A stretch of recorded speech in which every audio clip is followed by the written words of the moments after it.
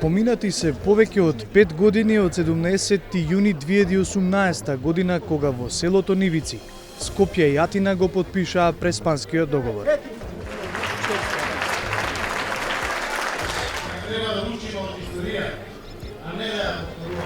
Преговорите за името се водеа со меѓународно посредништво, но на крај двете страни стигнаа до решение во интензивна директна комуникација на владите на Заев и Ципрас.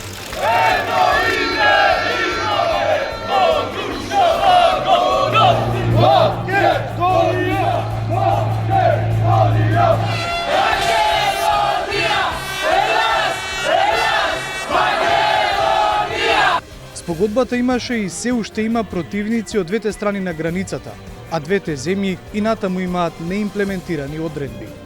Но, попатно, намерно или ненамерно, се појавуваат и примери на погрешно спроведување на некои одредби од договорот од Преспа. Во Северна Македонија воочливи се повеќе возила со регистарски таблички на кои наместо доскорашниот код МК сега стои кратенката НМК.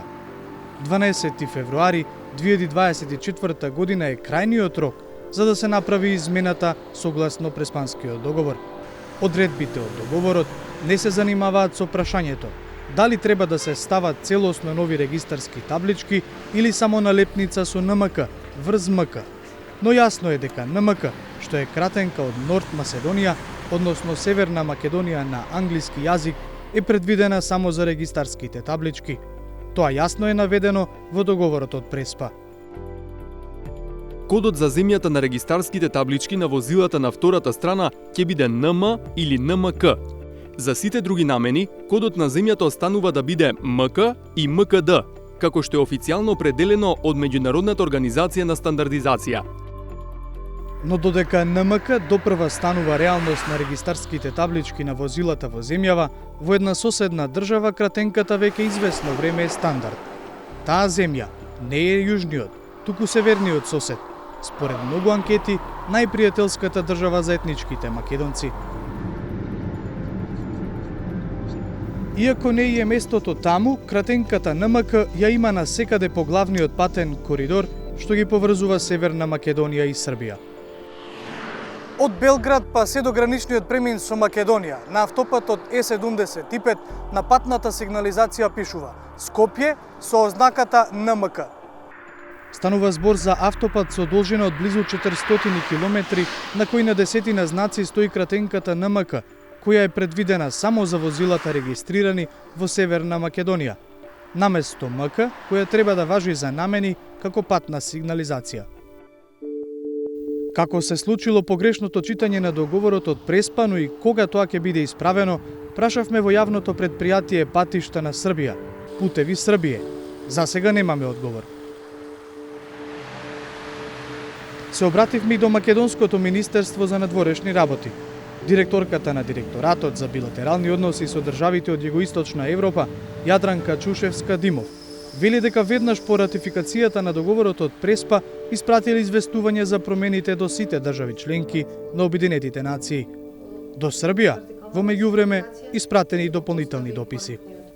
По добиените сознанија за несоодветна употреба на меѓународниот код на нашата држава, конкретно врз вертикалната патна сигнализација на автопатот Е75 на релација Белград-Скопје, Министерството за надворешни работи на Република Северна Македонија веднаш по дипломатски пат реагираше до Министерството за надворешни работи на Република Србија за погрешната употреба на меѓународниот код.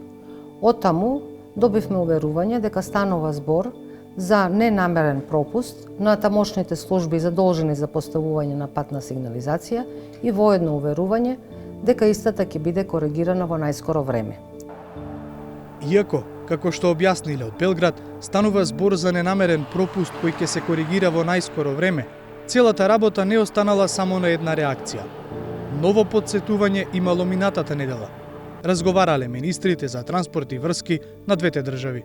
На последната средба меѓу министрите за транспорт на двете држави, Бочварски и Весич, потврдено е дека станува збор за техничка грешка и дека за истата ќе се погрижат да биде коригирана.